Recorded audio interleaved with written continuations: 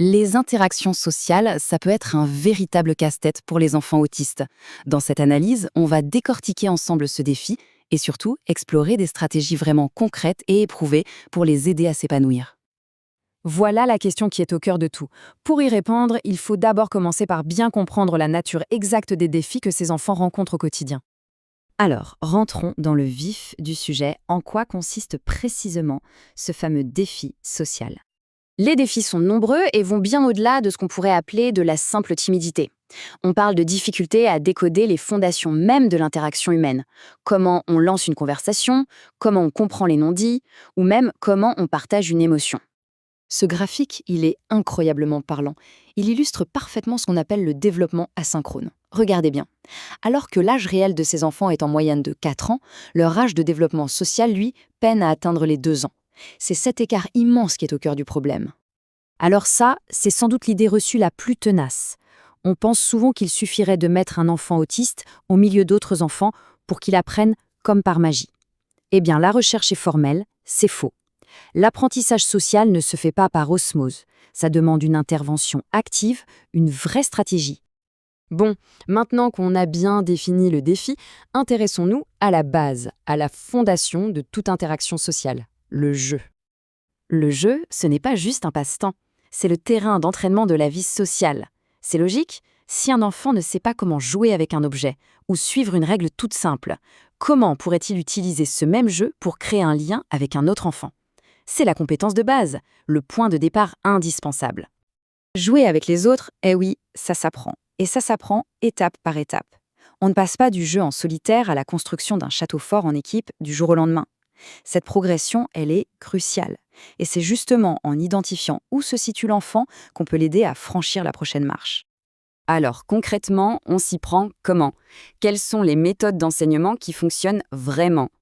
Et là, on touche à l'idée la plus forte de cette analyse. Les habiletés sociales, ce n'est pas un don inné, c'est une compétence. Et comme n'importe quelle compétence, elles peuvent et doivent être enseignées de manière claire et structurée, exactement comme on apprend à lire, à écrire ou à compter. Heureusement, il existe toute une boîte à outils de stratégie qui ont fait leurs preuves.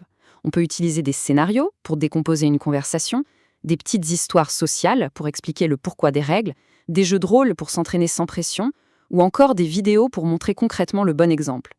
Prenez cet exemple. Un simple scénario visuel pour jouer avec des cubes. Ça a l'air de rien, mais ça rend l'invisible visible.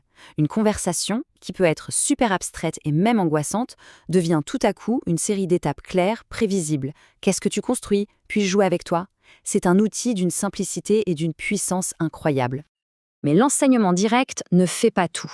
Il y a une autre stratégie, tout aussi cruciale, qui consiste à mobiliser une ressource inestimable, les autres enfants. Le contraste entre les deux approches est saisissant. D'un côté, l'approche passive, qui consiste à juste mettre les enfants ensemble en croisant les doigts, et c'est un échec. De l'autre, une intervention active, où l'on forme les autres enfants à devenir de vrais coachs sociaux. Et là, les résultats sont spectaculaires. On ne subit pas la situation, on la pilote. Et quand on dit spectaculaire, les chiffres parlent d'eux-mêmes. Une étude a montré que former les pairs peut faire bondir les interactions sociales positives de près de 50%. C'est juste énorme. C'est une augmentation qui peut transformer complètement l'expérience sociale d'un enfant. La conclusion de la recherche est donc sans appel. Non seulement cette approche est super efficace, mais ses effets durent dans le temps. En formant les pairs, on ne fait pas que planter une graine, on cultive tout le jardin pour qu'elle puisse s'épanouir. Les compétences sont apprises directement dans l'environnement naturel de l'enfant, et c'est ça qui est puissant. Pour finir, si on devait synthétiser tout ça, quelles seraient les clés de la réussite? Qu'est-ce qu'il faut vraiment retenir? Voici les 4 piliers. 1. On doit enseigner les habiletés sociales directement comme n'importe quelle autre matière. 2. Tout commence par le jeu. C'est la fondation de tout. 3. Il faut impliquer les autres enfants, ce sont les meilleurs alliés possibles. Et surtout, 4. Le progrès n'est pas juste un lointain espoir, c'est une attente réaliste quand on utilise les bonnes stratégies. Finalement, ça nous amène à cette question. Et si chaque partie de jeu était en fait une leçon pour la vie? En voyant le jeu non plus comme une simple récréation, mais comme le plus important des laboratoires d'apprentissage social, on ouvre un champ des possibles infini pour chaque enfant.